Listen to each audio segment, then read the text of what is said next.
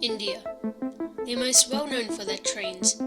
But do you know where they got their trains? Well, let's find out. Ladies and gentlemen, are you following the Indian situation? Britain destroyed India through looting, expropriation and outright theft. The British Empire was the largest and richest the world had ever known. In Britain's rise for 200 years was financed by its depredations in India.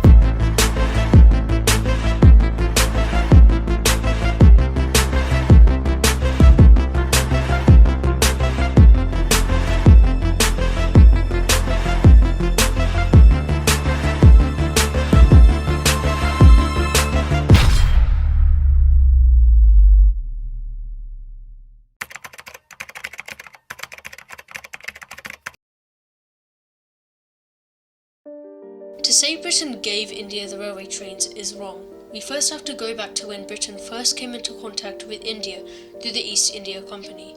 The East India Company was responsible for trading spices, cotton, silk, and many more resources everywhere around the world. In 1858, Queen Victoria was given ownership to the East India Company. The East India Company started using British railways to extract and transport goods from India, creating a network of trains. However, the trains weren't given to India like how many people think they were.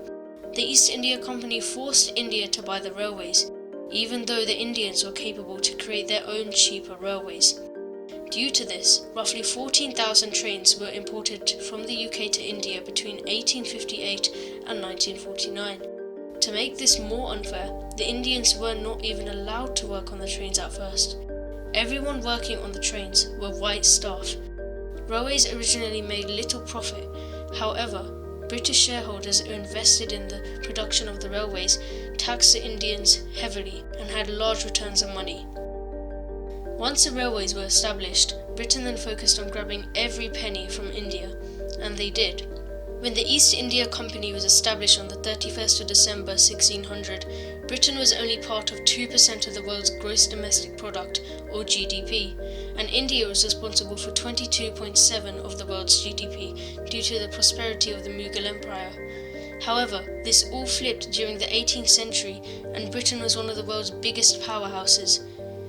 The British didn't care anymore. They stole from the Indians, ripped them off in taxes, and redirected their food in 1943 to the British soldiers fighting in World War II, causing 4 million Bengalis to starve to death.